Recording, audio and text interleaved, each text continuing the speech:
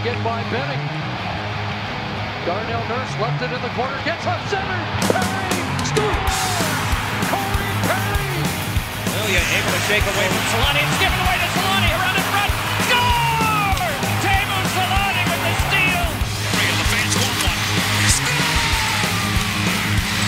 On the board! Paul Kariya!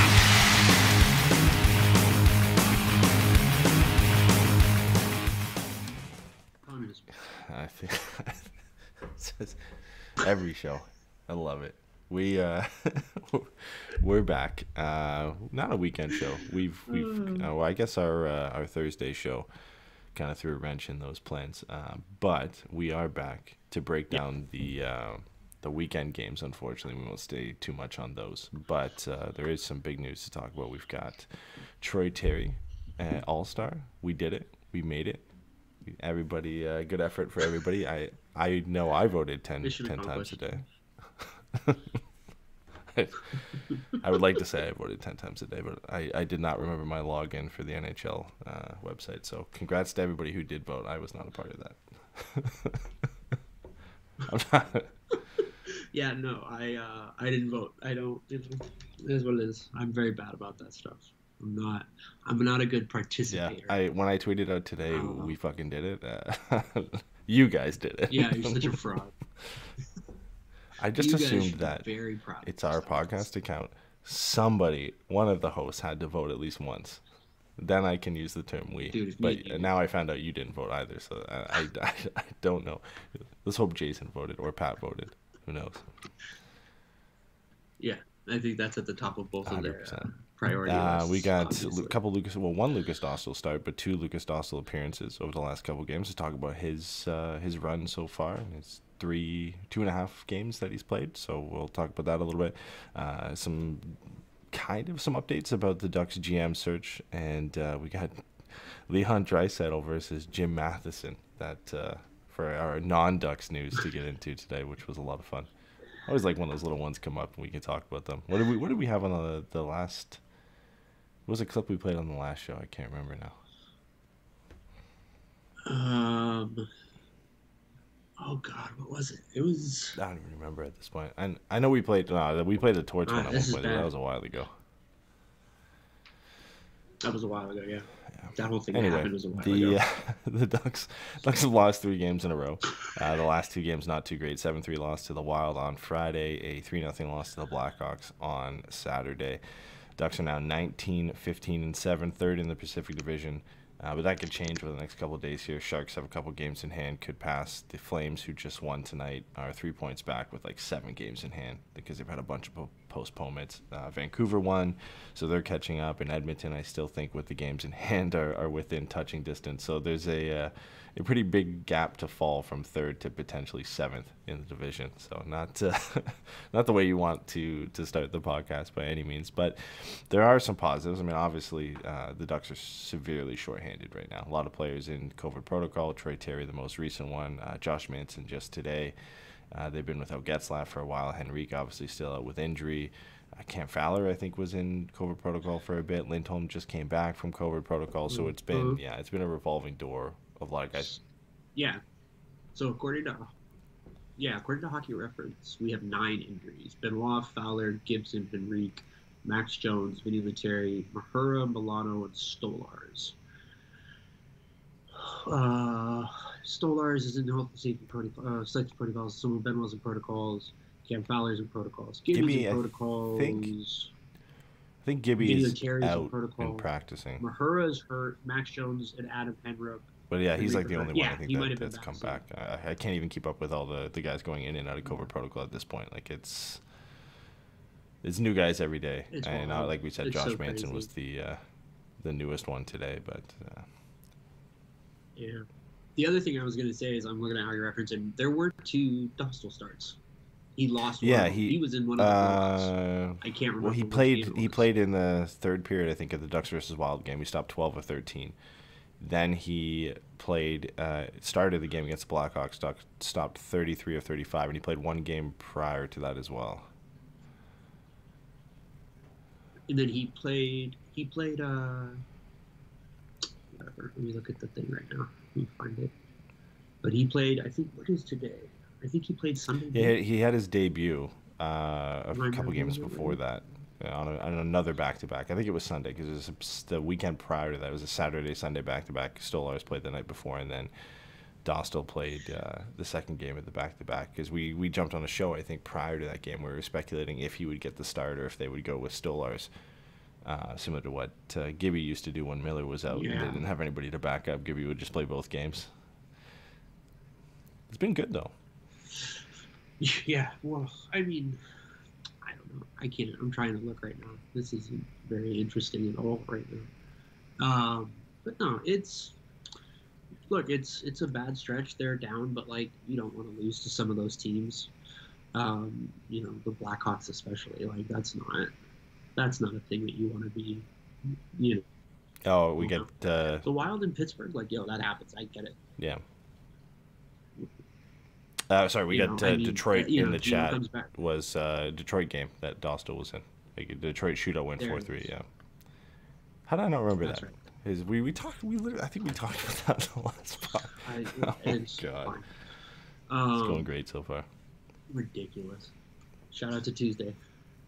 But yeah, no, like you know, Dostal's been fun. Like the team's been bad, but like it is what it is. You know what I mean? Like you said, there's been some of the people missing are a big deal and.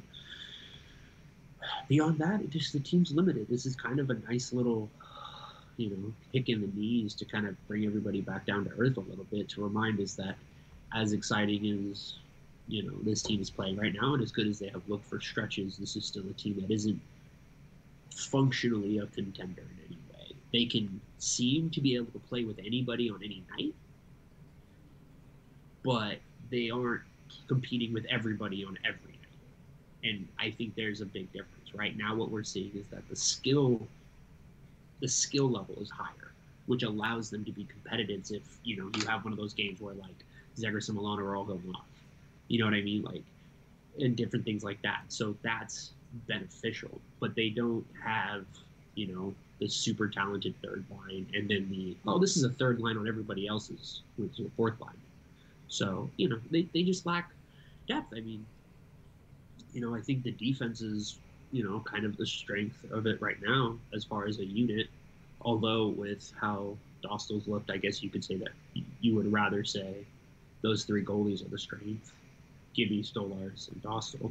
But, the Ducks' defense has held up well enough, I suppose. Yeah, I mean, for a while, the strength of this team was the improvement in like 5-on-5 goal scoring to an extent. It was never excellent this year, but for the first 20 or so games, it was in the top half of the league. Now it's fallen off into the bottom half. The power play is cooled off, not a lot, but enough. It's still ranked fourth in the league, and a lot of that is early season success, but it's not going to carry the the bulk of the offense, and it's win you a game every now and then, but when you're sitting fourth in power play and 18th in just goals per game in general, there's a big drop off there in their 5-on-5 goal scoring. Again, it comes down to depth and just lacking a lot of real goal scoring talent. And at some point we knew there was going to be a regression, and the Ducks have lost 8 of their last 10. And the big thing again is the teams that you really starting to see the separation between the real contenders in these games against Minnesota and Pittsburgh. Not so much Chicago. I mean, it's a back-to-back. It is what it is. The Ducks are shorthanded. It's a tough game to go into Chicago, even though they're not playing as well as they we're used to seeing them play. It's still a tough matchup. But when you look at that, the games they really got outplayed in, the games against Pittsburgh and Minnesota, you can see that gap of Pittsburgh being one of the top teams in the Metro and a cup contender again this year, and Minnesota being one of the top teams in the Central, and I guess the surprise dark horse pick at the beginning of the season, but now really looking like they're one or two pieces away from potentially being a Stanley Cup favorite if they bring in a couple options. Like, these are the teams that can compete this year, and it doesn't take away from what the Ducks have done. Being good for a third of the season is a lot better than last year, where you were bad for 100% of it, right? So there are some improvements. There's some benefits there. We've seen the rewards of that with Troy Terry going to the All-Star game, Trevor Zegras potentially up for the Calder Trophy. The race is on between him and Lucas Raymond. Jamie Drysdale looks great this year, and then the resurgence of some of the veterans like Getzlaf and Henrique when they're healthy and in the lineup and are not stuck in COVID protocol. So the benefits and just it's easy to pick out the good things from the season despite this losing streak, and even if they go on to miss the playoffs or just scrape in, I think that still is an improvement based off last year. You see this a lot with teams that are rebuilding. Is occasionally you'll have a good run. You could start the season hot, you could end the season hot, and you look better than you did the last year. I think that's the big kind of stepping stone for the Ducks, is just continue to build on season after season and continue to get better. And again, losing eight games out of 10 sucks, and it's not a lot of fun for us to jump on here and start reviewing games where the Ducks get blown out 7-3 and 4-1 against some of the competitive teams. But you can still pull some positives from that, and we saw some debuts over the last couple of weeks in Perreault and Tracy, and we'll talk a little about Lukas Dostal shortly here as well, and how he's kind of seamlessly transitioned so far into the NHL. It's early, but there are a lot of positives come out of these games, despite the gap, I think, between the teams at the top and where the Ducks are right now. Yeah, excuse me. Yeah, I mean, I think there's two ways to look at it, right? There's like the immediate everyday angle, and then there's like the big picture. If nothing else, the big picture, like you said, already looks much better than it did this time last year. There's so many things to be looking forward to, and there's stuff that's not even technically happening on the Ducks roster, right? Like some of the prospects are playing really well in juniors or minors or whatever, and and Anaheim has this GM search, which I know we're going to talk about later and stuff. But like, there's a lot of kind of just positivity around the franchise right now, and I think because so much of that is reflected in the way that Zegras plays, and and him and Terry and Milano just kind of running it out there. Like, it's very easy to kind of just be taken away because it's so much fun, and I think that's the big thing for me. Is it's just so nice that it's funny to just watch the hockey game and be like, oh yeah, they got blown out or whatever, but like, it's fun to watch. I know what I'm watching for. Yeah, there's a reason to watch this year. That's the big, despite the struggles. Like, again, like we said, they've lost 8 of their last 10. But last year and the couple of years prior to this as well, like, it's, I can't speak for everybody with this, but there are games you kind of look at when they're embroiled in a long losing streak where you're like, man, like, it's tough to get up and watch this game. Like, what are we tuning in for at this point? Watching Nick Deslauriers and Derek Grant playing the top line, and the Ducks to get blown out by whoever it may be.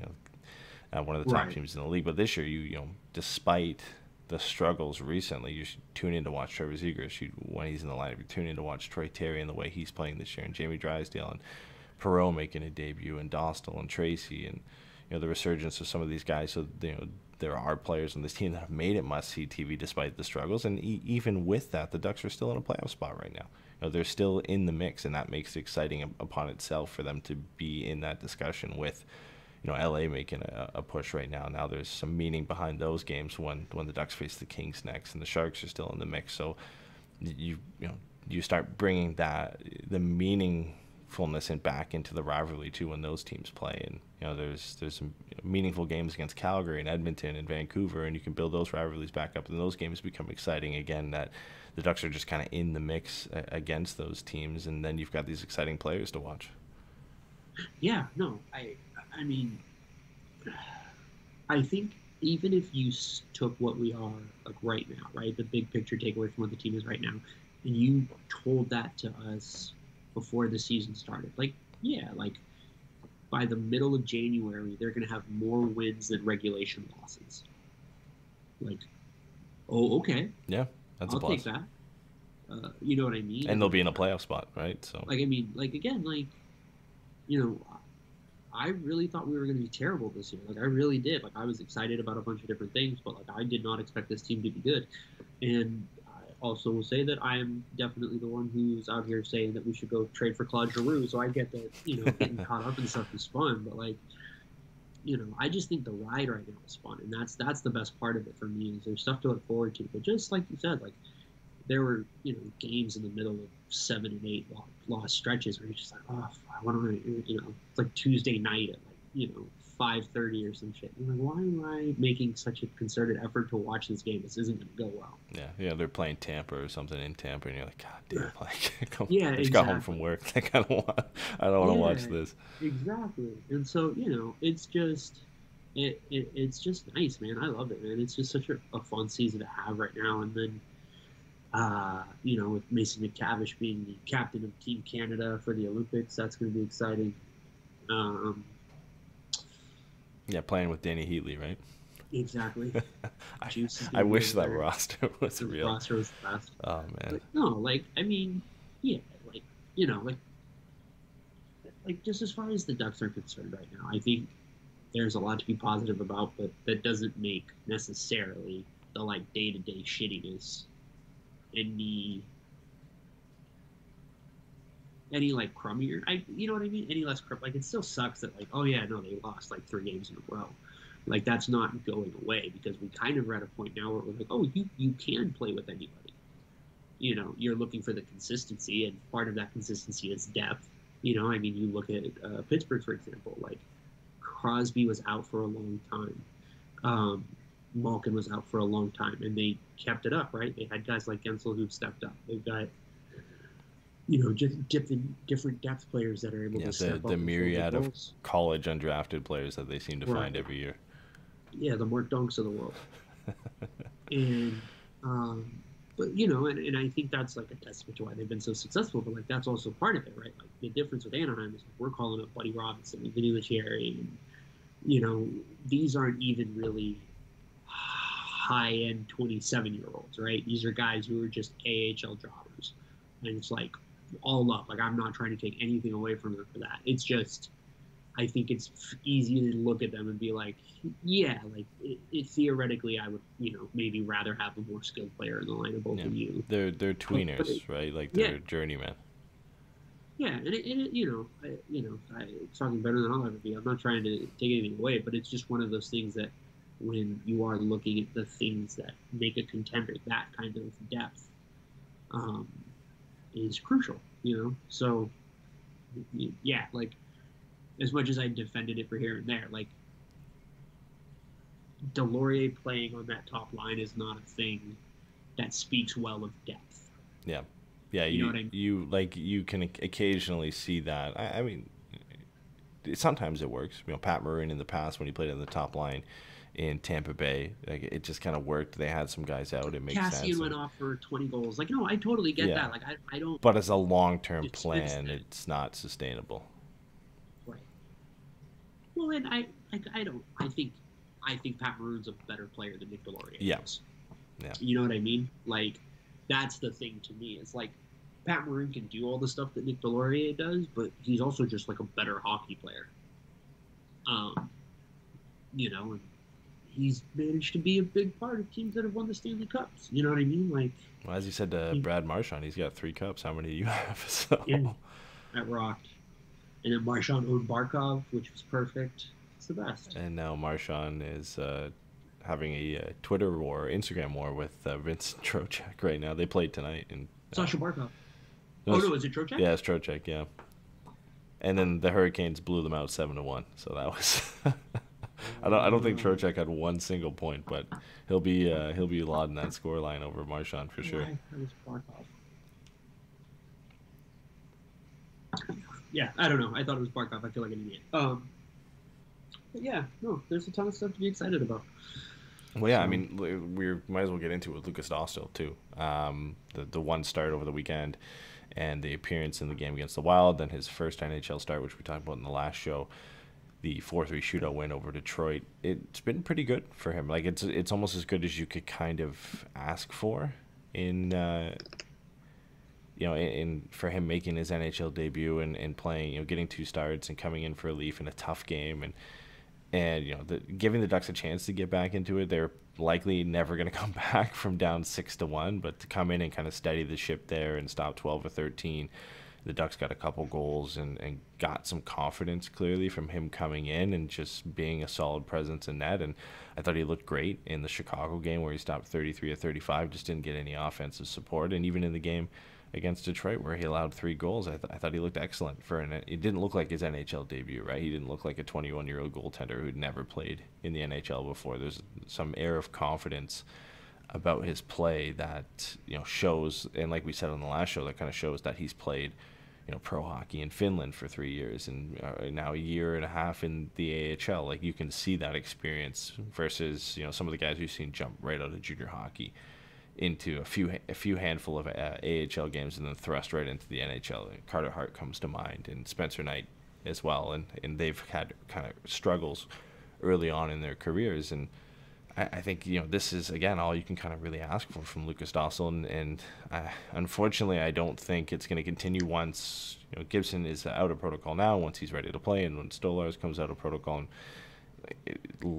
Logically, it just makes sense to send Lukas Dostal down, and you treat it as great showing, and when we have the roster space available, and we'll give you another chance, and just continue to prove yourself, and you're going to get eventually the chance to either become the backup and potentially succeed Gibson in the future, right? But it speaks to what we said on the show on Tuesday, where this is what you want to see from the goaltender. Every time he gets an opportunity, especially a young goaltender, comes up and presses, eventually with those performances, you're going to earn more chances to get into the net and get some starts here and there, and that's going to build up over the next couple seasons. So every time that Dostal does get in the net at the NHL level, this is all you can ask for him, is to play well and give the Ducks a chance to win.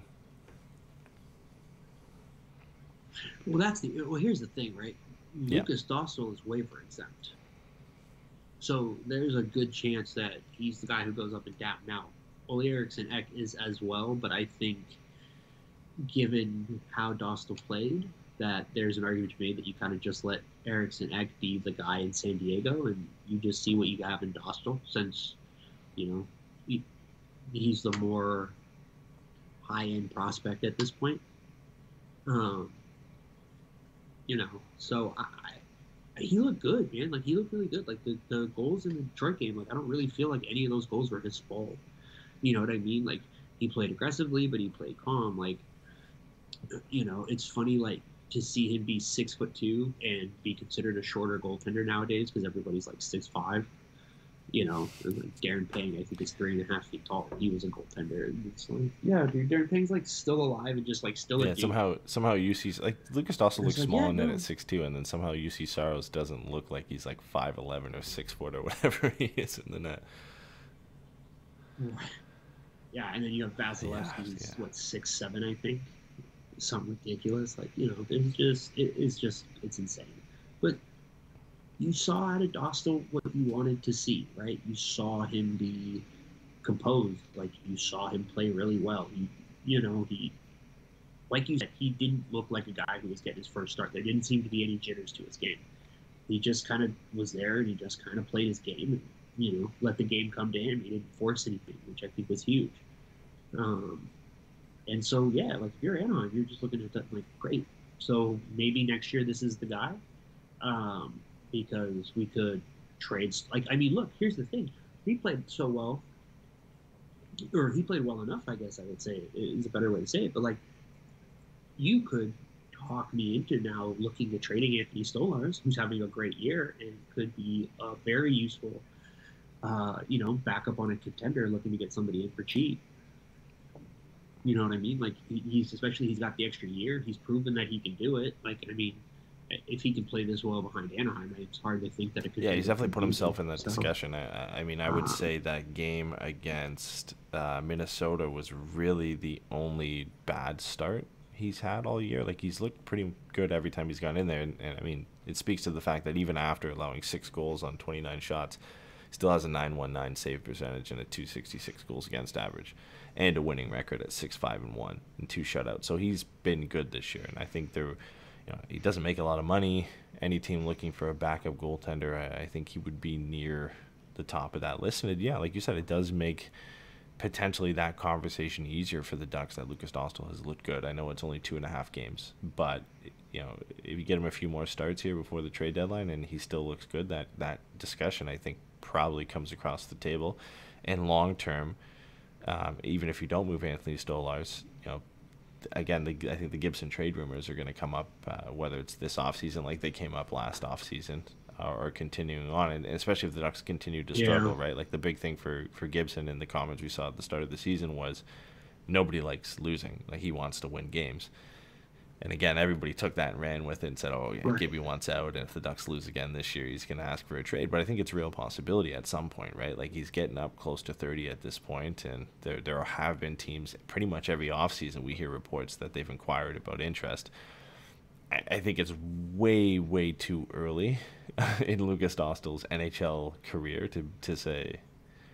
Yeah, like you can't expect Exactly. him to be a starter. Like I don't there's nothing like that, but I just think at this point, you know, like if you do trade Stolars, right? I think Gibby's still going to play the majority of the games, which makes it easier on Dostal. You can pick his spots. You can be a little bit more choosy.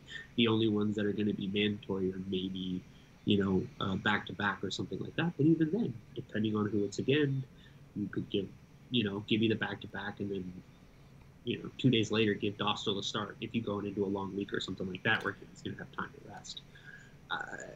You know, there's ways to massage the schedule, I guess is what I would say, to like kind of insulate Lukas Dostal.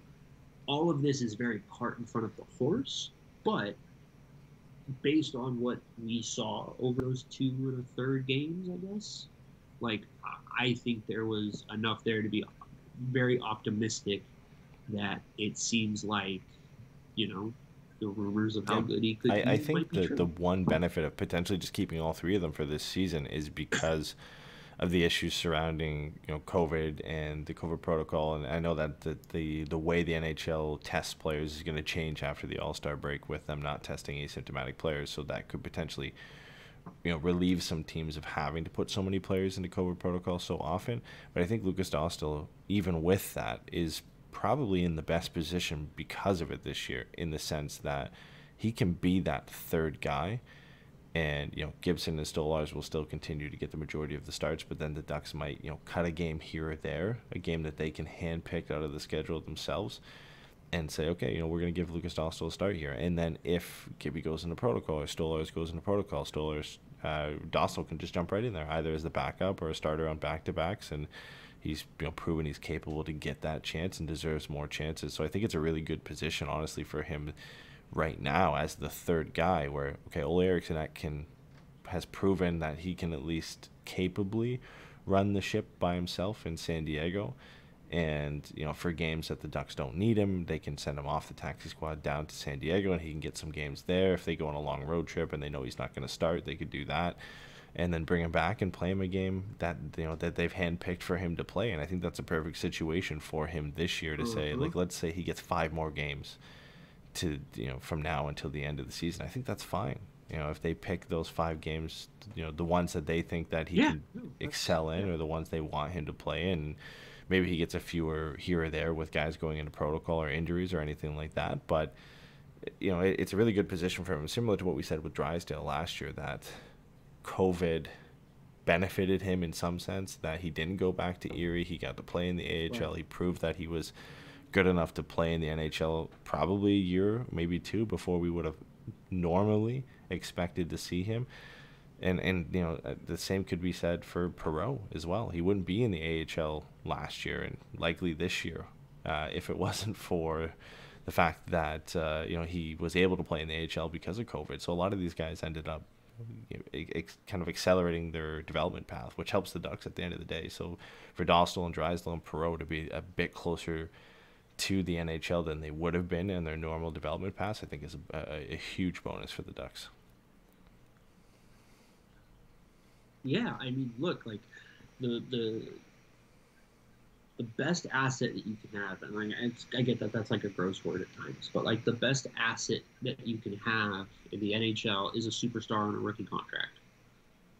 Like, it looks like we have that, right? Like, he's not there yet, but like, if you told me, you know, depending on where he finished this year, like a 20-point bump, 25-point bump, and like, I wouldn't be surprised. He seems like he could be that good. Digress, you know what I mean? Like, and then you have other players like, what does a full year for McTavish look like? What does a full year for Perreault look like? Like, you're at the point now where you're like, we might be a little bit faster we might be ready a little bit sooner than we thought because of exactly what you said, that a couple of players were afforded an opportunity to show that maybe they were ahead of schedule when, as a more conservative organization, and also having felt like they needed to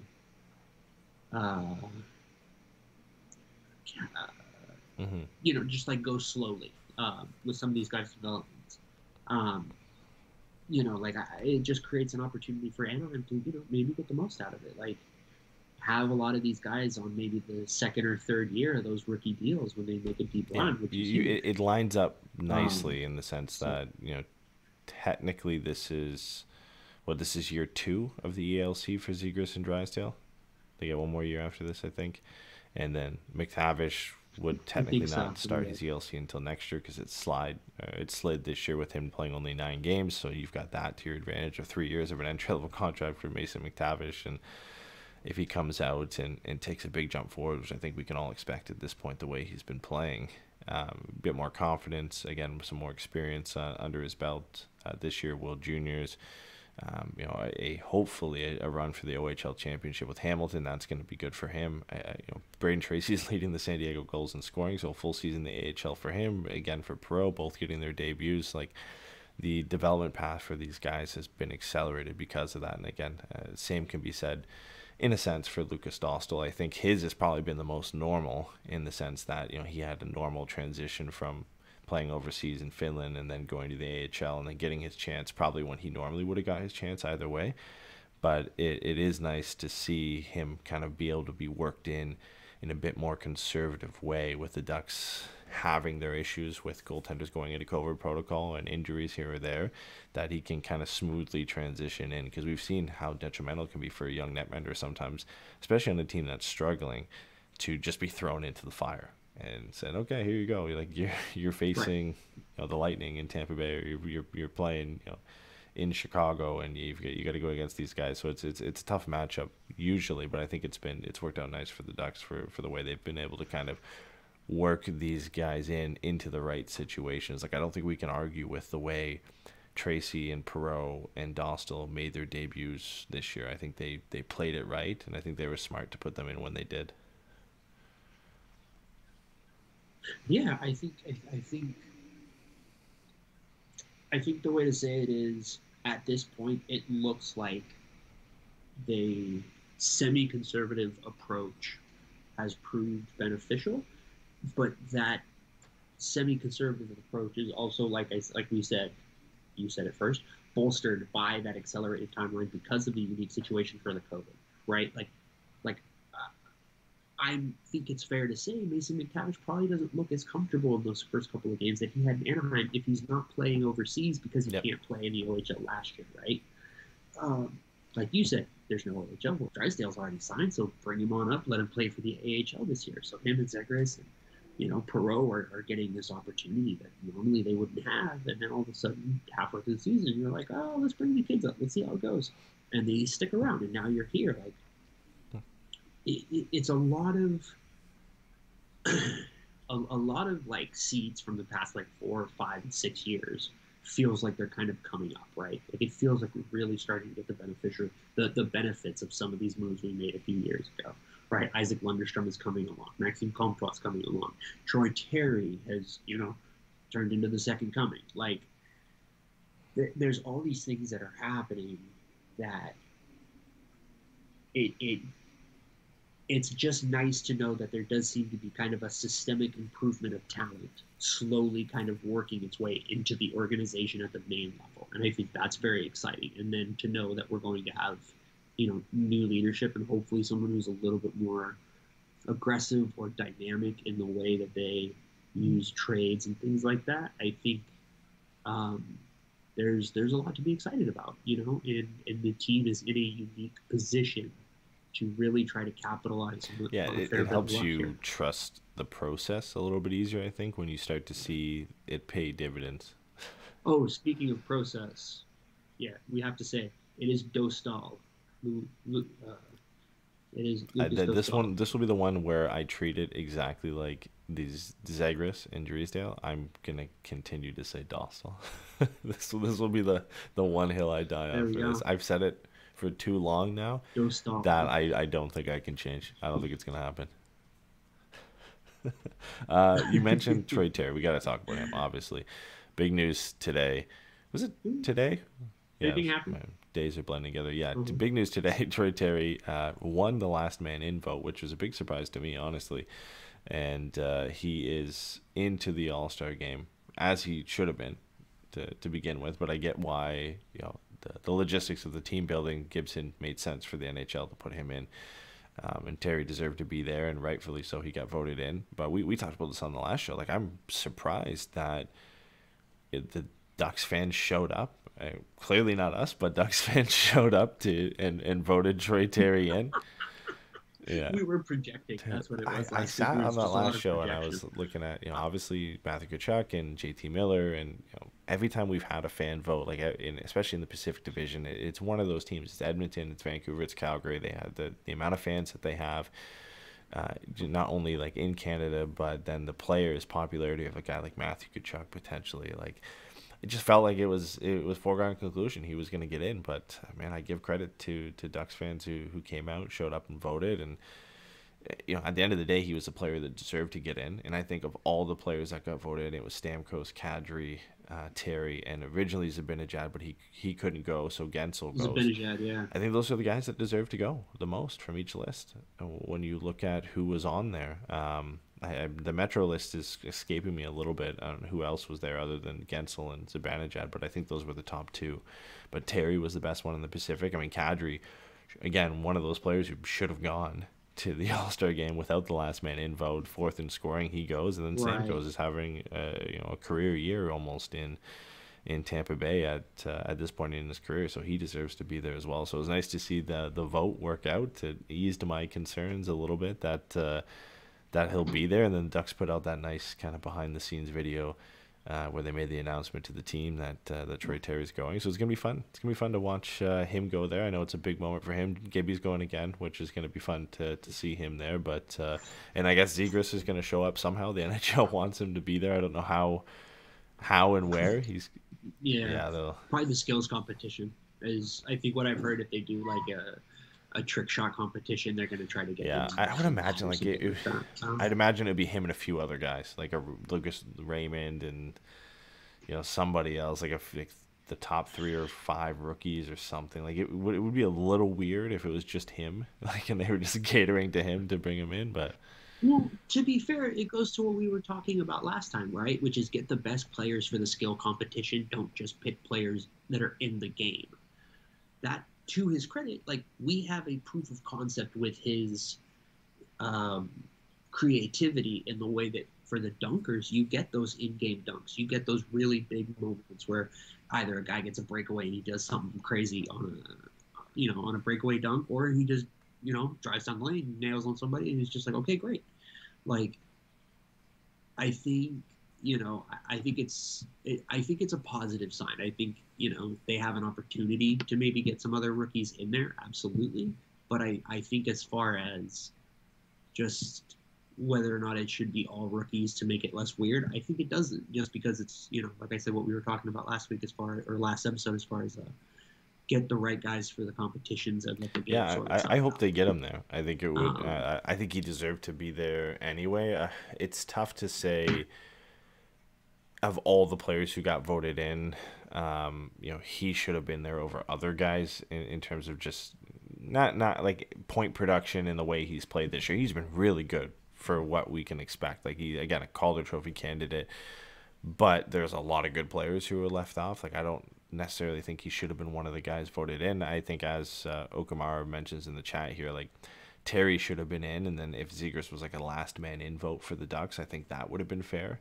I think that would have been a decent approach there, in the sense that if you had to pick somebody outside of Troy Terry to be voted in as a second All-Star for the Ducks, I think Zegras is probably top of that list. And no slight to Gibby. I think he deserves to be there when we're looking at the netminders in the Pacific Division and how he ranks among those guys. Because positionally, they have to have 4 netminders on the team. So when you look at the Pacific Division and the netminders that went, he's one of the best, other than maybe Jacob Markstrom, who I don't think he ended up going, which was the big kind of shock of everything. Yeah, no, it's Demko. Quick, right? No. Oh, And right. Kempe is going for. I just had everything up. Let's see. Leon Draisaitl, Jordan Everly, Johnny Gaudreau, Adrian Kempe, Connor McDavid, Timo Meyer, Mark Stone, Troy Terry, Alex Pietrangelo, Oh, John so Gibson, Demko Thatcher and Gibson. Okay, only yeah. 2 goalies. So I think if it was swap Gibby out for, it's tough here because again, like they have to fit one guy from every team here. So you could say swap Gibby out for Terry, but you need a second goaltender there. So then do you swap Johnny Gaudreau out for? Well, I think what people would say is you swap Terry for Kempe and Quick for Gibby. Right, because those are the 2 that people feel should have gotten in off the hop. So you take out a forward, you put in a forward. You take out a goalie, you put in a goalie, and it just kind of naturally works that you're swapping 2 teams pretty directly. So, but, there's always, arguments to be made. Like, you could make a vote to Cam Ballard or Kevin Shattenkirk imagine if it was to Kevin be in the Shattenkirk. last man in conversation, right? It's just one of those things. Like you said, it's great to see that everybody showed up and got him there. It's a big win for Ducks fans. I honestly chalk it up to a pretty big win for Ducks fans to outvote some of the Canadian markets. Yeah, no, definitely. I think, part of me that was cynical at first was like, was he always going to be the winner? But I was like, well, no, because they're not going to rob themselves of, like, Matthew Tkachuk or anything like that. But, it's just great. It's good to see, and it's fun that he's going to have that experience and be around some of those guys. And, like, I don't know, like, you can make a big deal out of it or not. And I think it's probably more not than anything, but like I do think there's a little bit of something to just being around some of the best players in the game and just like kind of getting to talk to them and pick their brains and stuff like that. I mean, most of the time they're going to be hammered and telling stupid stories, but like, there's no real loss to him being able to spend time with some of those guys who are the best. I mean, look, he's going to get to hang out with Jack Hughes, just like his best friend. Well, it's a big confidence booster for a player who clearly thrives off being confident and playing confident. To get that nod for the All-Star game, get voted in by your own fans, like that's right now. Troy Terry doesn't need any more confidence, but that's huge for the second half of the season for him to keep this up. Amid the Ducks' struggles and him being in COVID protocol, for him to kind of get that vote of confidence right now. He's an All-Star now.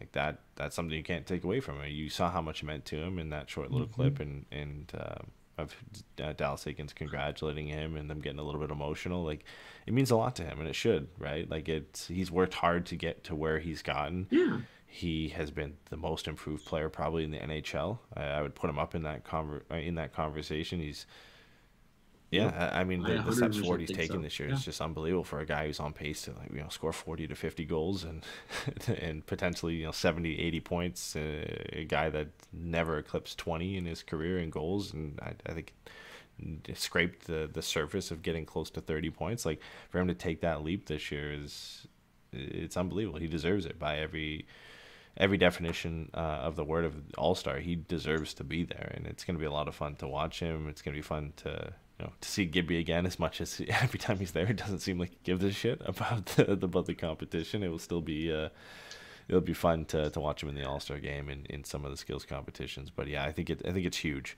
for Troy Terry, and hopefully we see Zegras there in some capacity. I know I'll definitely I try and tune in every year, but I think it'll be a lot of fun to kind of watch Troy Terry in his first All-Star game, and I think a lot of people that might not have tuned in if he wasn't there are definitely going to tune in now.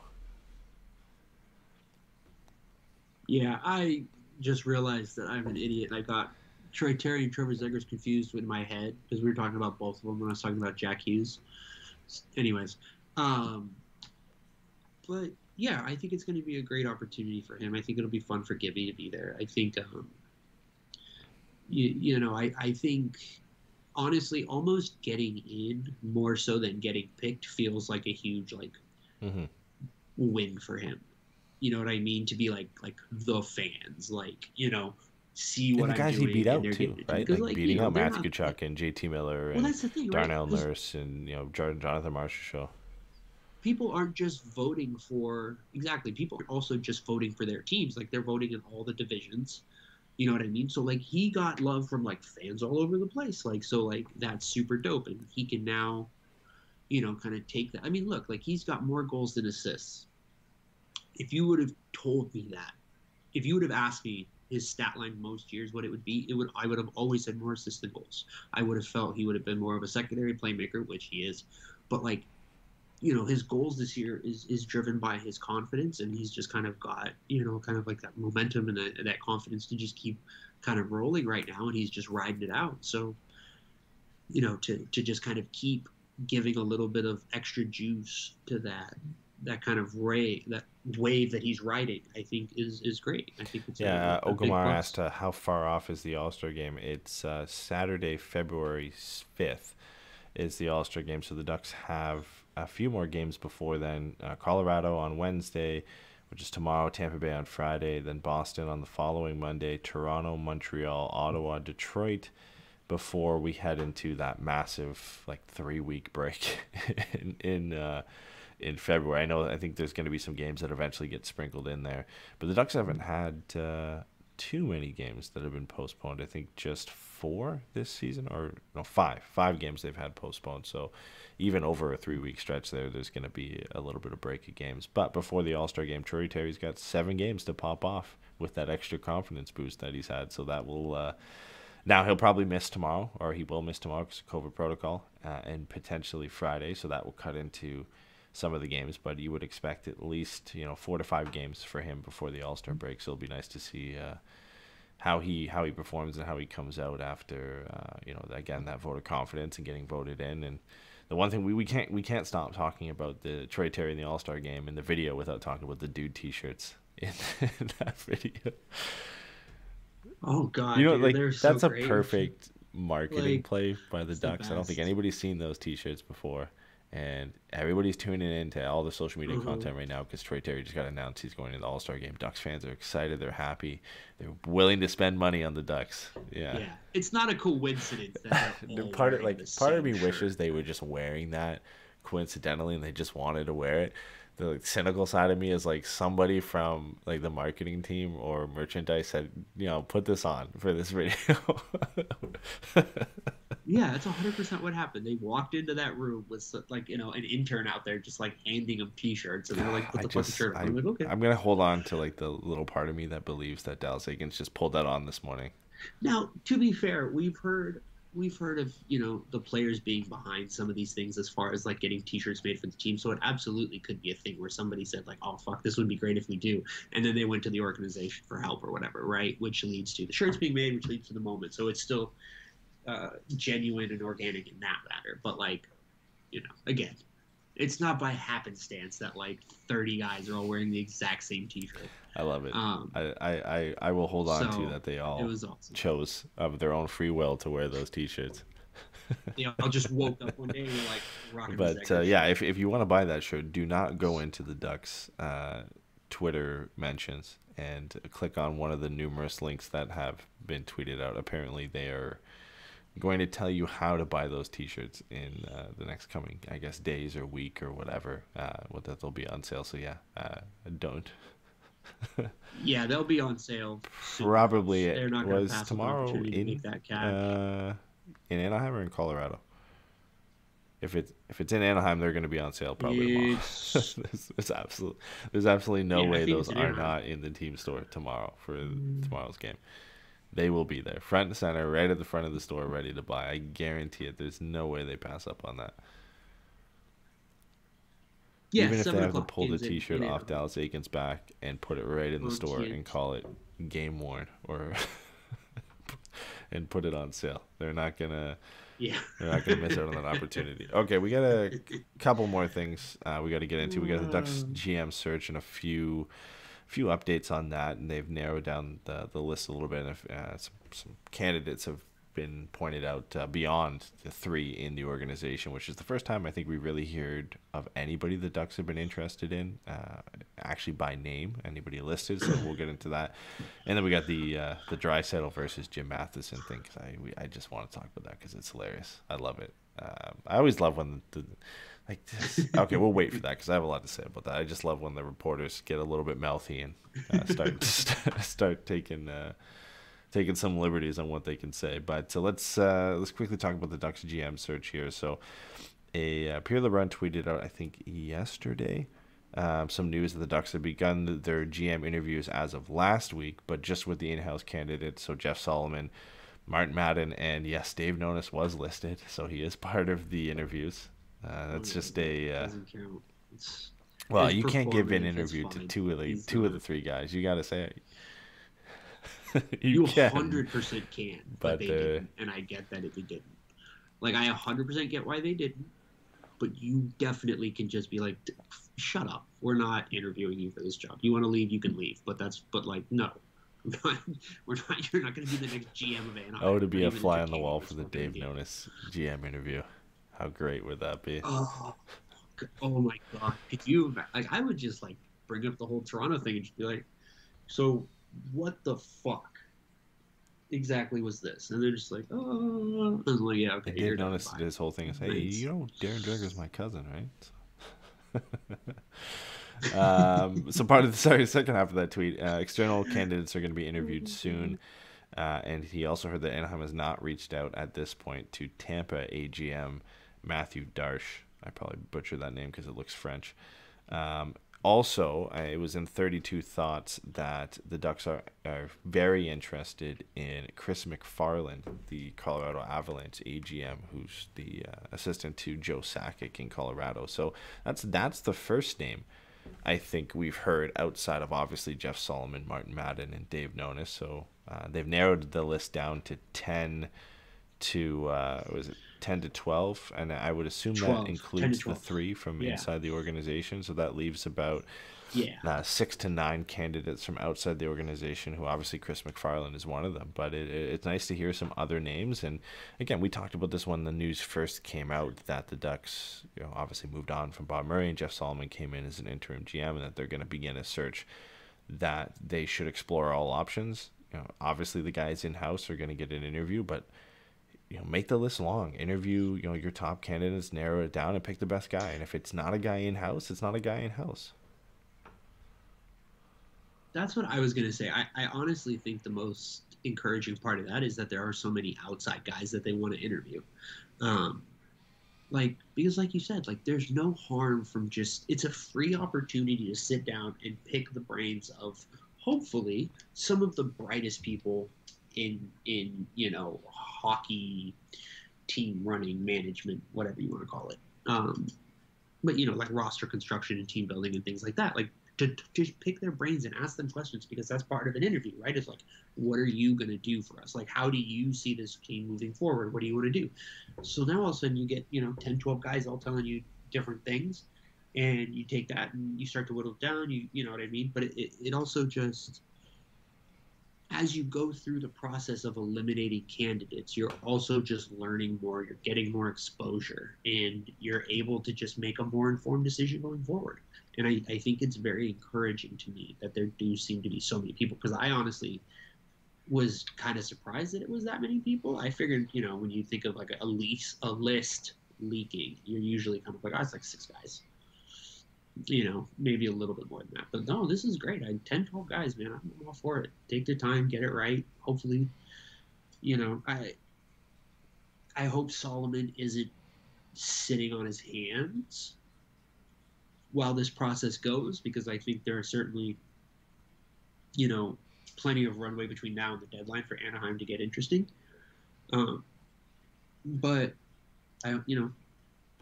take as long as you need. You got to make this decision right. It's the first time since Brian Burke that they've hired a general manager. Like, Bob Murray was basically just an internal promotion because Burke left. So I think, there's just a lot of positives coming here from them, and, the way that this is going. I mean, obviously we knew the 3 internal candidates, but it's exciting to see names get dropped, like I said, for external candidates, and for Chris McFarland to be one of them. Like, that is, I think, one of the top names that is out there. I think it's been on a top 5 pretty much for any team looking for a GM recently. He was in the running for the Pittsburgh job when Jim Rutherford stepped down from that position. He's been, I think, interviewed or rumored to be interviewed for the Vancouver position. He was considered for the Montreal position, but they were heavy on having somebody who is fluent in French, as they usually are, which makes sense. But this isn't a guy who's been in the league or been in the has experience of only a couple of years. Like, he's not a fresh face. He's not no slight here to Daniel Briere. Like, he's no former player who's just kind of gotten into the mix, right, and is just starting out. One of those types of guys. But put in the work. Yes. But you're 100% right. But I just think it's yes, it's he deserves credit Briere, for like, sure. And again, he doesn't have the luxury of being 20 years older and not having an NHL playing career and so he's starting to build up his experience. But Chris McFarlane, like, he's been in the NHL since 2001. Started with the Columbus Blue Jackets, was their director of hockey ops, moved to an assistant GM, was the general manager of the Springfield Falcons for a couple seasons, moved to the Avalanche for the 2015-2016 season, has been there since as the AGM to Joe Sakic. And the big thing for him is apparently really good with the finance and player personnel decisions, with negotiation tactics when it comes to trades or free agent decisions. And again, I'm not sure how hands-on he's been with the development and the drafting for the Colorado Avalanche, but again, getting Alex Newhook at 16, Bowen Byram at number 4, Mikko Rantanen at 10, Cale Makar at 4. Like, he's been in and around these decisions with Joe Sakic during these drafts. And I know Cale Makar, you could say, fell to 4 at that point, but they still had to draft him. And same goes for Mikko Rantanen. And you look at who are two of the biggest pieces of the big 4 in Colorado right now. What's Rantanen and Makar, and Tyson Jost is a big part of that team. And Bowen Byram and Newhook are a big part of the future of that team. So they've he's clearly been a big part of what is now one of the most exciting teams to watch in the National Hockey League. So it's great to see guys like that being considered with the in-house candidates, and you can only hope as more of these names get leaked, like they most likely will, from this external list, that you would assume that they're going to be as good as Chris McFarlane and the in-house candidates as well. Yeah, I mean, it's a process, right? It feels like every couple of GM hirings is when you get this guy was just in the mix, and you start to get the names that kind of cycle in while others move out and stuff like that. So it's always worth paying attention who's the also rans and just missed in a lot of these conversations and things like that. But I think if you're Anaheim, like, you're looking at teams like Tampa, you're looking at teams like Colorado, because that's not a huge market. Like, Stan Kroenke's a pretty tight owner. That you're looking at teams that don't necessarily have a ton of money to spend. I think Tampa has come into that, but Tampa wasn't always that. I think that's fair.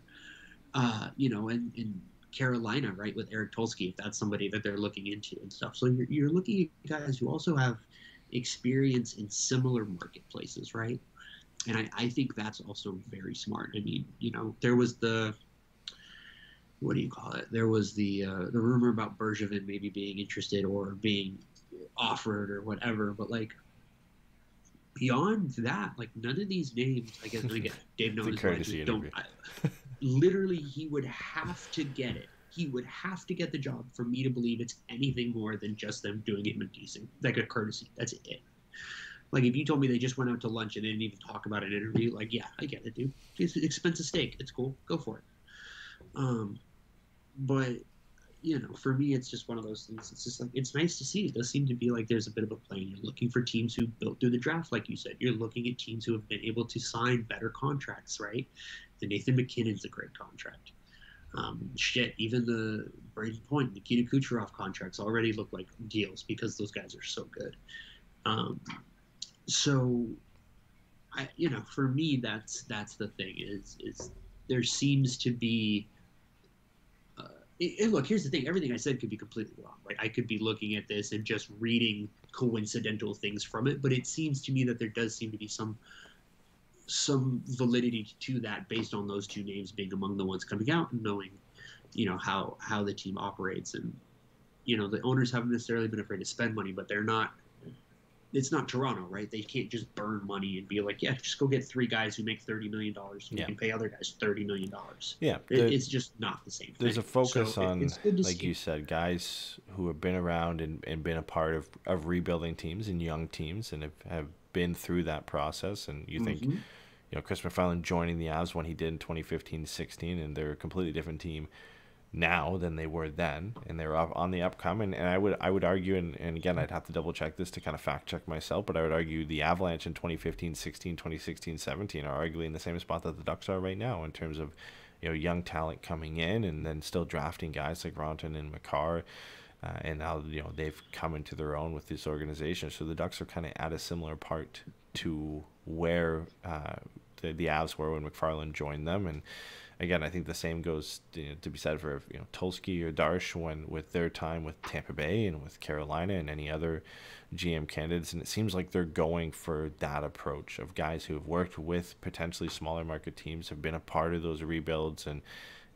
taking a team from a good young team to a Stanley Cup contending team. Guys who are I don't want to say the opposite of Bob Murray, but a bit more modern in their approach to player development and analysis and approach in these negotiations and handlings of players and in hockey operations, that you see guys like Jeff Solomon, Jeff Solomon getting the interim job, and obviously Martin Madden getting promoted to the AGM position, and then the guys that get linked to this job. There seems to be a framework of what they want the potential GM to be, and they're targeting candidates who kind of fit that mold. They're just finding the right guy, right? The perfect fit for that position, and they've cast a wide net, if it's 10 to 12 guys, to find the right guy, and I think that's the proper approach, and they're taking their time with it, right? Started off with the internal interviews. They'll get those out of the way first and let these guys handle their job coming up to the trade deadline here, and then they'll focus on the external interviews over the next couple weeks here, probably heading into the All-Star break. And I would imagine, by the time we get back to playing hockey near the end of February, early March, that they've probably narrowed that list down to 4 or 5 different guys, right? I would think that would be the next step here after the interviews. And that's one of the things I'm excited to see is, well, whatever that final list is. I'm not sure how privy we'll be to that news. I haven't been following, for example, the Montreal saga, and if that list got leaked on what kind of the final candidates were before Kent Hughes got the job. But I mean, it's an exciting time. Like you said, we haven't had this happen in a long time, right? In a search for a general manager and bringing in a new face. And we mentioned this last year when we speculated about Bob Murray's, how much time he has left in his tenure with the Ducks, that this is the biggest decision the franchise has had to make in decades, and bringing in a new guy to run this organization. And it's such a pivotal point for this franchise with the young players they have coming up, to have a new guy that's going to lead this team and build this team. It's it's something you'll look back on in 10 years, and whether it works out or not, this is the moment, this is the decision you'll point to on whether it's going to work out or not, and what guy's in charge to do that. Yeah, and I think it's worth saying that both of us said guys, and today the Hockey News put out a list of like the 20 best, not best, but like 20 women who start to we've see seen their them names in these jobs, and involved in the interviews, 10 right? to 12 people. You hope Anaheim, right? And like games like Jennifer Botterill and things like that. So like, that's the other part of this, right? Is hopefully they're looking for different viewpoints and things like that. At the end of the day, you get the right candidate for the job no matter what. Right, and so just going to different places and trying not to, if nothing else, just don't repeat the same mistakes of other teams, right, when they limit themselves needlessly. So, hopefully when we start to get more of these lists, we start to see some of those names kind of be on it. I'm not going to sit here and pretend to be particularly knowledgeable about management in general, as far as who's necessarily where. I kind of just know the big names. Like Chris Mcfarlane wasn't a name that I knew. So, but you just hope that the process is going smoothly. And like I said, based on what I feel there is to glean from the names that we've already heard, it is encouraging to me that it does seem to be a thoughtful process, and that having players like Scott Niedermayer and Paul Correa involved can be really beneficial for the team, because those are two guys who played the game at an incredible level. And they played when that game was so heavy, and they weren't heavy players. So to see the game switch, like Paul Correa would win an MVP if he walked into the league today. You know what I mean? Like it's incredible. Like the stuff that he was doing when the space that they have now. If he had that space, it would be. Yeah, exactly. And just the general talent level of everybody out there. Like, you know what I mean? It's just one of those things. So I think there's a lot of positives to kind we lean into a little bit here about this process and about how it's going. And it's something we'll continue to follow every time we get updates. We'll mention the show, and we'll go into a bit more detail of it. I think probably be a little bit before we get any updates, because as LeBron mentioned in his tweet, internal interviews are done, and external interviews will be held over the next couple of weeks. So I imagine we don't get too many leaks until those are done and they start narrowing down that list. But in the meantime, we'll cover it, and as more news comes in, we'll talk about it. But the last thing we have to talk about today is outside of the Ducks. It's in Edmonton, where the dumpster fire continues to burn as bright as the sun. Things are not going well there, and as it typically is, I mean, in any market, but specifically Canadian markets, the media has their fun and has their way with some of the players, and some of the questions they ask can be borderline blasphemous, I guess you'd call it at times. Just stupid questions.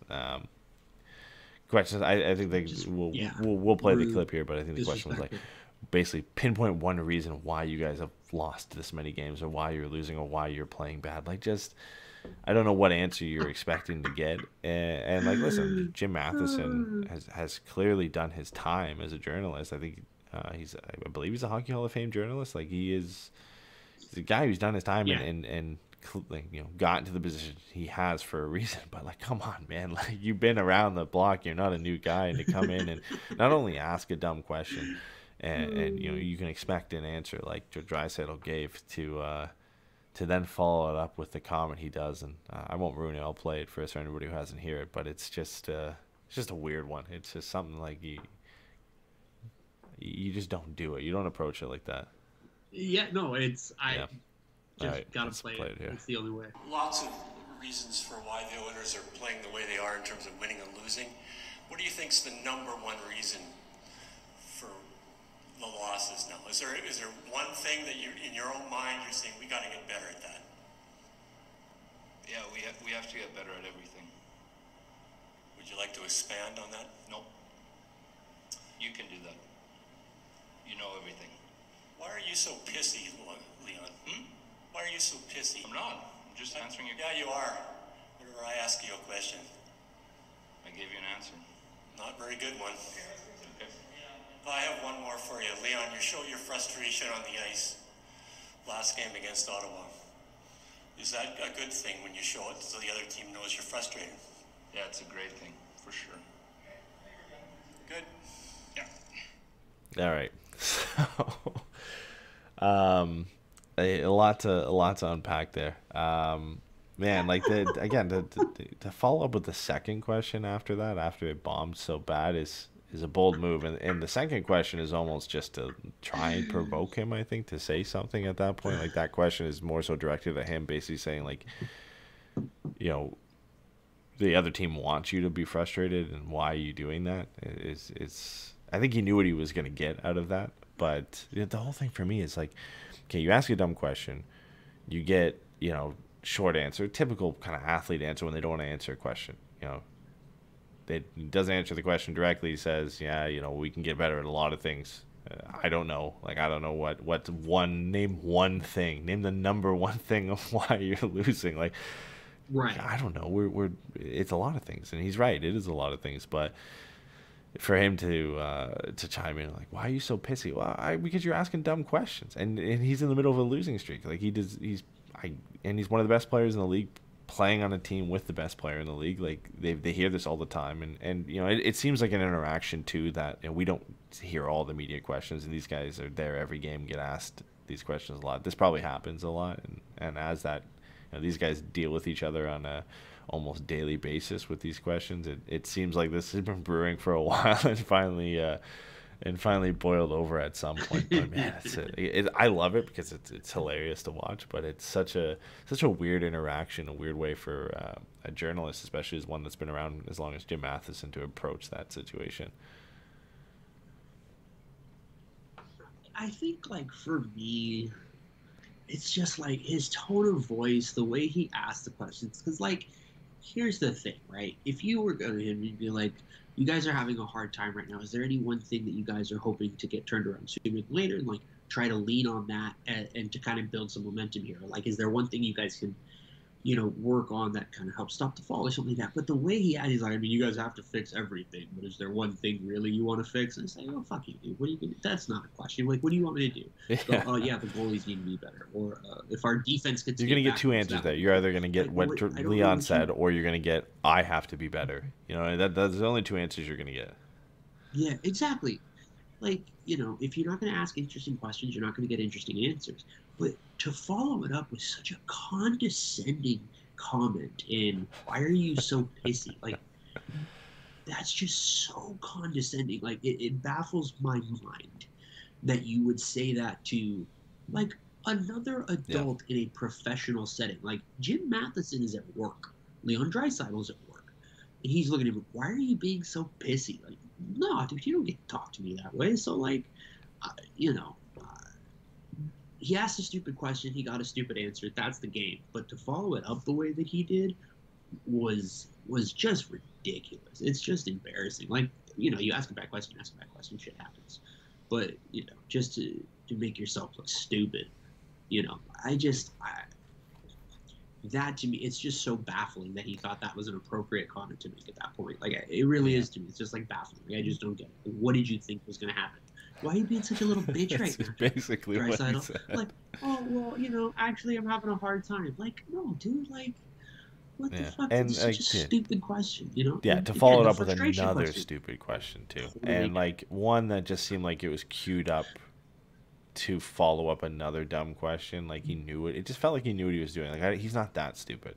I feel like if a reporter that's been doing this as long as he has, like, typically what answers or what an athlete's going to say. Like, they're media trained. Like, you generally know the type of answer you're going to get when you ask a question. And when you've been doing it for as long as he is, you definitely know what you're going to get on most occasions is these answers. Sometimes they surprise you, but he knew going into this that likely answer he was going to get is what he got. Or like I said, I got to be better personally, like a directed off the team approach. That's what these guys are trained to say and what they are going to say in those situations. So it almost felt like he knew he was going to get something out of this, that he could kind of push his agenda here to be like, why are you so pissy? Like, there's something here that's been brewing for a while. And then he had that second question kind of brewed up to try and throw Draisaitl under the bus by basically saying, like, your emotions got better of you in that game, and is this what other teams look for when you're doing that? Like, come on, man.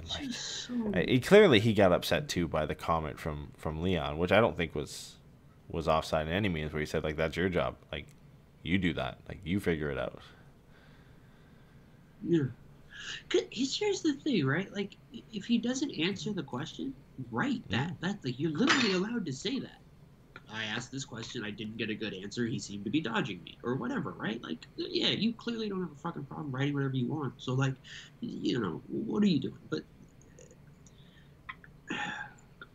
to me, it's one of two things, right? You can look at it two ways. It's either play stupid games, win stupid prizes, or fuck around and find out. He pushed his luck, he got snapped back on. Like, that's just the way that goes. But for me, it's really just, you asked bad questions. And even if I think there's something to the question you are trying to ask, you're a fucking professional. You're supposed to be able to communicate your questions clearly to a professional athlete in a manner that is going to get you an answer that you can then use. That is literally your fucking job at that press conference. It is not on him to make up for your mistake. Now, we've seen some examples of players doing things like that, of, having the conversation and stuff like that. But by and large, that seems to be interactions based on, I would say, mutual respect, which isn't going to happen if you're calling athletes pissy.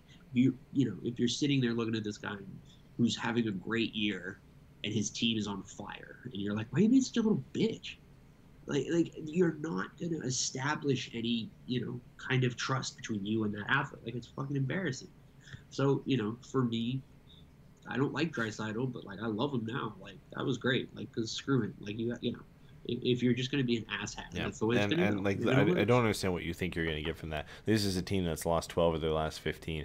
We've seen comments from McDavid in the media, in not the same sense, but again, like, he's basically saying, like, listen, I don't care what you guys say.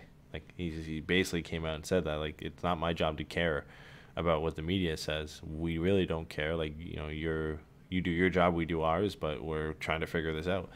And, like, they're over it. Like, they get these questions every day. In this Canadian market, it's rough. And this is a losing streak, or, like I said, lost 12 of their last 15 that's been going since the beginning of December. Like, this is not short term at this point. This is a month and a half of losing for the Oilers. Like, they've been dealing with it for that long. Like, it gets old. You can tell these guys are over answering the same questions over and over again. Why are we losing? Why are you losing? What is the GM going to do? What are you going to do? Like, they get the same questions all the time. It just gets old at some point. And again, it almost feels like you're attempting to not look for an interesting question to get notoriety at that point. If you're Jim Matheson, you're looking to get a reaction. Like, you're looking to basically have what happened. Yeah, it's right? baiting. You want this to become a thing. You want it to, be the front and center of this situation here. Get your name out there. Like, this is the plan for him at this point, is what it seems like, right? And it's just. And now this is going to become the center of the story. Not, for a while at least. And I think it came out right after. A lot of people saying, "Okay, is Draisaitl going to ask for a trade?" No. He's not. This is not going to result in Leon Draisaitl being traded because him and Jim Matheson got into it in a press conference. But if he was, here's what like me and Eddy put together 5 different trade packages for Leon that's the next Draisaitl. Patreon show. They all included an in and out gift card. But yeah, I mean, like, listen, for the Oilers, like, they got to figure something out at some point. Yeah, I mean, they got to get those guys out of there, right? Like, let me say it this way. The media and fans always bitch that players don't give anybody interesting answers. And that's true. It's 100% true. But shit like this only reaffirms it to them that they have nothing to gain and everything to lose, because these guys are going to go out of their way to ask stupid and disingenuous questions. At worst, or at best, they're just idiots. So, there really isn't a lot to gain and a lot more to lose. So, again, like, if you're not going to give them actual interesting questions to talk about, you're not going to get interesting answers back. And you don't get to get mad at them for answering your shitty question with a shitty answer. That's on you. As far as Edmonton's concerned, they're fucked. Like, there's nothing they can do. I mean, we joked about it just a second ago, but, like, Leon Draisaitl is a very movable contract. He's got, like, 3 or 4 more years left at $8.5 million for a 100-point player. Like, he's very clearly easy to trade for, but, like, what 4 quarters are you going to get back that's going to make up for the and the problem is you just can't logistically get something now in return that's going to make you a better team or a more complete team for a guy like Leon Draisaitl. Like, you do that move if you're restarting, and you can't afford to do that when you have Connor McDavid on the team. Like, you just can't. So they're stuck in it, and it's not like it's not a bad situation to be stuck in, to have Leon Draisaitl and Connor McDavid on your team. You've just got to have the right guy in there to figure it out, and Yeah, and it seems like Ken Holland's not that guy. And I'll be honest, man, I was curious. I was mildly optimistic that he might do some wild shit, make some trades, and he did do the Duncan Keith trade, which, like, again, like, not the worst result. Very bad process. I like the thought of bringing in theory, you can see why they did it. If they were to make the playoffs, like, he's a great guy to have around. He's still a decent hockey player, but there are, the rest of it. They score a lot of goals, but they also allow a lot of goals. It's rare. At least I haven't seen it that often. It might not be rare.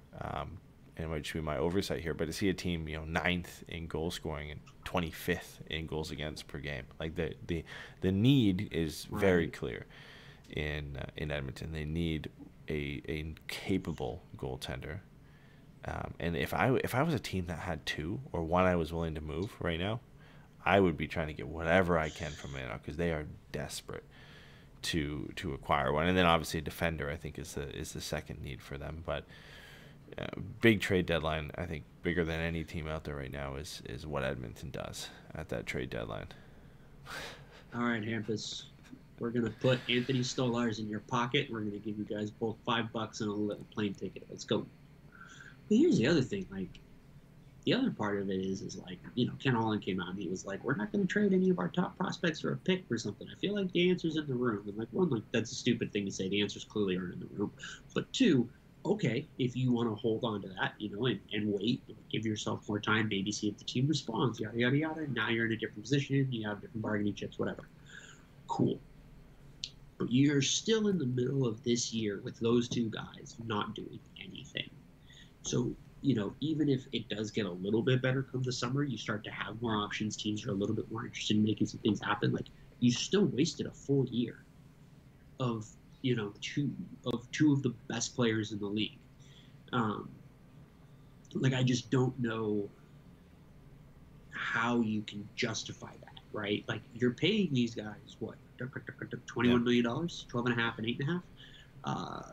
You're paying these guys a lot of fucking money to win hockey games. And look, the fact that neither of them played defenses aside, they're doing as much as they possibly fucking can. Those guys have played incredible these last few years in Edmonton. And at a certain point, like, you have to give them some help. And like the Zach Hyman thing, like, sure, but like, doesn't really fix any of the fact that they don't have like a third defenseman. You know what I mean? Like, Darnell Nurse and Tyson Barrie are functionally the same player at this point, which is fine. But then if you have to play Tyson Barrie with Duncan Keith, who's cooked, and you're playing Darnell Nurse with a rookie in Bouchard, dude, this was foreseeable. Like, none of the problems here were things that you couldn't see coming.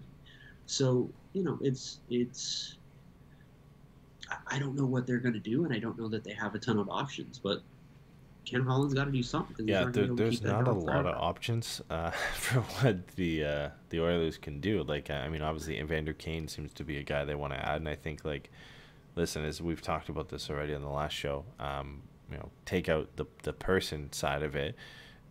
As a player, he's a perfect fit at a league minimum for a team like Edmonton.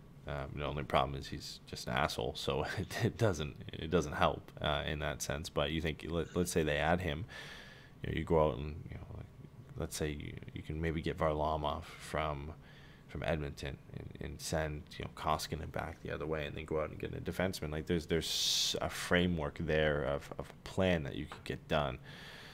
But the options for adding a netminder who's going to make a difference in the middle of the season, like, it just doesn't always happen. It's rare that you can do that you can add a starting netminder, a guy who could lead your team. Presumably, obviously the hope is for them to a Stanley Cup or deep playoff run. You don't get those guys in the middle of the season, and you don't always get those guys in the off season either. Like, it takes a while to be able to get a guy like that. And I know there'll be more candidates, and I don't think the Ducks would ever move John Gibson in the middle of the season. But if he ever became available, one of the teams at the top of the call list for the Ducks would be the Edmonton Oilers. They'd be ringing whoever the GM's phone is at that point on a daily basis to try and get him in, I'm sure. But there are other options, like I mentioned, Varlamov, and a few teams that are struggling right now. I know Price's name has been thrown in the mix. I just don't imagine how they fit that contract in with Draisaitl and McDavid there. There would be some cap. Yeah. Dude, here's the other thing. Speaking of cap, dude, Darnell Nurse's extension kicks in next year. He jumps up to $9.25.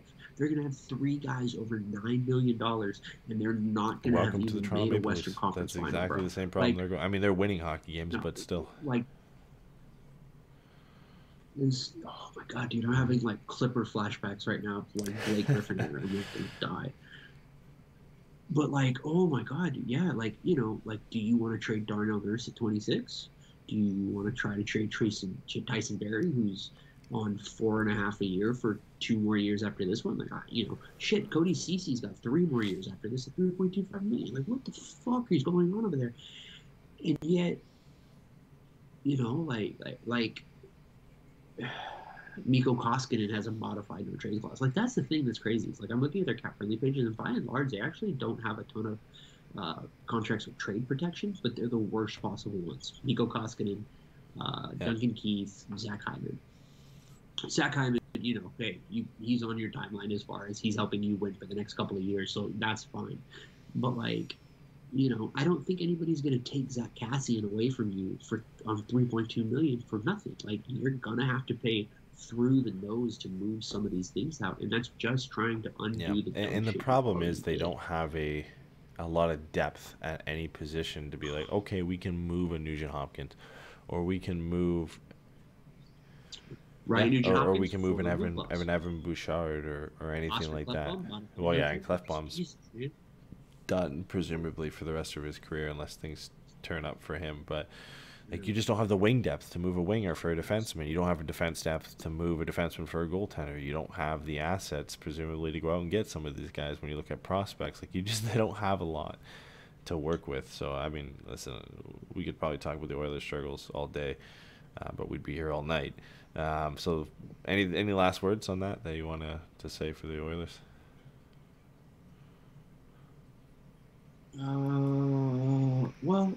It's fine because Austin Matthews is the best hockey player in the world right now. Future Arizona and I hope Edmonton burns it out. No, I know.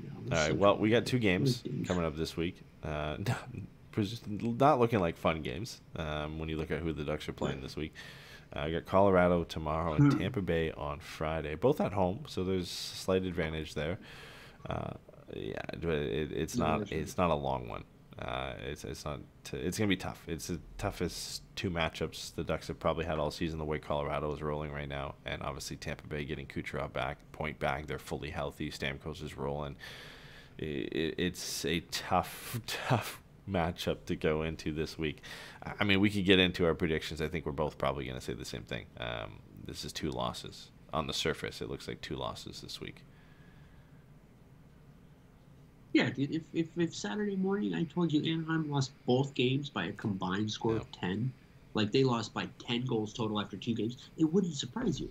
That's a buzzsaw. That's a 2-game buzzsaw. Like, that's going to suck. That's taking a shotgun to the face. It doesn't get easier, too, because after that, you've got 4 games in 8 nights, or 5 games in 8 nights, and you have to go on the road for all of them. Boston, Toronto, Montreal, Ottawa, which as long as it doesn't get postponed, I'll be there at that game, and then Detroit to end out the month of January, and then you have the break. But it's not an easy road trip to go through. Like, obviously, Montreal, Ottawa, Detroit, they're not great teams. Boston and Toronto, like, the next 4 is just is a gauntlet. Colorado, Tampa, Boston, Toronto, and Boston, Toronto on the road. And we know how the Ducks play in Toronto. It never goes well for the Ducks. I think they've lost their last probably 5 or 6 meetings in Toronto at the, I don't even know what the arena's called now, Air Canada Centre, Scotiabank Arena, whatever it's called now. It never goes well, and even then at the end of the week, the Montreal game is a back-to-back because they play the Leafs on Wednesday, so that will be tough. As bad as Montreal is, they're healthy now. Toffoli came back tonight, I think, and had 2 points. Dvorak's back. Suzuki's playing well. Again, it's a tough place. It's a tough building to go in, even with the Habs playing the way they are. Ottawa's turned things around. I think they've won 2 or 3 games in a row before losing tonight against Buffalo. And then Detroit, we look at the last Detroit game, and it was a close game that went to a shootout. So it's a tough 7-game stretch here to end the month of January, and it doesn't get easier starting Wednesday and Friday, that's for sure. No, it does not. It does not get any easier. I mean, the one plus you say right now, right, is Gibby is maybe in a position to start a few of those games and maybe kind of help stop the bleeding in some of them. That could be huge, right? Is getting Gibby back and having that guy who can just step in and be a difference maker on a level that is too good as the other 2 guys have looked. They just can't do it yet. Stolarz isn't that guy, and Dostal just can't do it right now.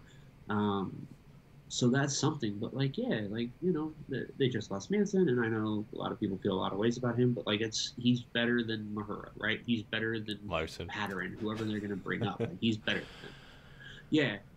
You know what? To his credit, Larson actually looked all right that last game I saw. I can't remember which one it was, but like, he actually looked pretty fine, and I was like, I think it might have been Chicago, and I was just like, oh, okay. And Brendan Gooley came up. He looked perfectly fine, and so much that I never saw him. I just like never noticed that he was out there until all of a sudden it just was like number 2. His first game since like March 2020 or something for the Ducks.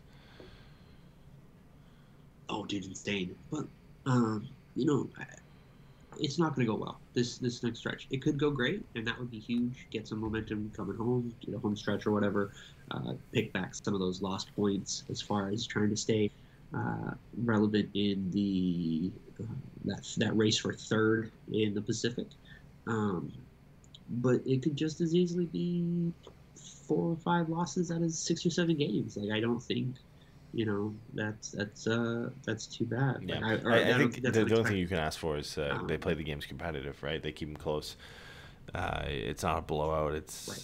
but it's tough. Like I'm gonna check this last stat before we wrap up. I would imagine Tampa Bay and Colorado are probably the top 2 or in the top 5 in offense in the league. Colorado's first, and Tampa Bay's 8th, but newly anointed with Braden Point and Kucherov, they've scored now 19 goals in their last 4 games because they're beating the Kings 6-3 right now. So 6-1 win over Buffalo, 4-2 over Vancouver, 3-1 over Dallas, and 6-3 over the Kings. That could turn into 7-3 if they get an empty net goal. So it's facing 2 teams at absolutely the wrong time to face them. I remember when we faced Colorado earlier in the season, no McKinnon, and I don't think Landeskog played in that game. It was just Ronton and Makar. And then and when we played Tampa earlier, obviously there was no Kucherov, no Point. It was just Stamkos leading the way. So we played a lot easier then. Games didn't go our way in those, and now you're playing them fully healthy. It's gonna it's gonna be a tough one. Like we said, all you can hope for is that they play competitive, and we get some good action, some fun hockey. You know, Trevor Zegras showing up and some of the guys that obviously we tune in to watch play well right now. Or whether we see Lukas Dostal or not, I would imagine they will do everything in their power to make sure he doesn't play one of these games. That is a tough one to throw this kid into. That's not how you reward him for playing well. Well, you know what? Fuck that. I'm going to say this. If Dostal plays in one of these next 5 games, I say he's going to get a shutout. Whatever start it is, against any team it is, I say he's going to get a shutout in his next start. Montreal, the back-to-back, Toronto-Montreal. Or... Oh, God, that would rock. That would be... You know what, though? Knowing my luck, he would start that one and just get blasted because, like, randomly Tyler Toffoli... I wouldn't mind seeing him start in Ottawa at the 9:30 a.m. for you guys. It's a 9:30 a.m. game. That's a tough one. You can imagine there's gonna be a lot of people who are gonna miss that 9:30 a.m. game, Anaheim against Ottawa on a Sunday. So that one is not getting watched by many. But as long as COVID restrictions go well, I should be at that game. So I would love for Lukas Dostal shutout against the Sens. That'd be a lot of fun. That'd be a blast, man. I think that's about it for right now. I think we're in a good spot. Don't ask stupid questions, and you won't get stupid answers. Is the big takeaway here. And do your job. It's your job. All right. Well, we will be back next. I guess this weekend. There's no games this weekend, so Saturday or Sunday, depending on if we can find a schedule where we can get either Jason or Pat on the show. We'll see. I don't know how much. I'm seeing a lot of you. This is our 3rd show in like 9 days, so we might need to take a break a little bit, especially after these 2 games. We may not have anything to talk about. That's a lot of fun. Just gonna be a 10-minute thing. We'll figure a way to stretch it to an hour and a half like we did for this one. So we joked before the show that we don't have a lot to talk about tonight, but we'll figure a way to stretch it out. As we always do, we managed to stretch it to an obscenely long length that if you're listening to this at this point, congratulations, you made it to the end. But We will be back soon. Again, as we mentioned every show, Steven and I are planning a few different Patreon ideas whenever we are not sick of each other. And we also are planning an interview eventually with Cam Robinson from Elite Prospects to do our prospect update show that we've been planning for a while here. And Ducks Morning Brew was supposed to return yesterday, but I got snowed in here, and the kids were home from school, so today it didn't work. So hoping if all things go well tomorrow to launch that back up for midday tomorrow. But it might be tough to follow up the podcast with that. So it's coming soon, whether it's tomorrow or Thursday. It's coming soon. It's going to make its return. Just making sure I'm out of the clear and there's no more snowstorms on the way. But that will be back, and like I said, we'll be back hopefully this weekend with another show with some good news to talk about, and maybe a couple Ducks wins. Cross our fingers, knock on wood, that they play well. Ooh, hopefully we get a trade out of nowhere. Yeah, we can only hope. More content for the show. But thanks for coming out, guys. Thanks for sticking around and listening almost an hour and 40 in, and we'll see you soon. Be well, y'all.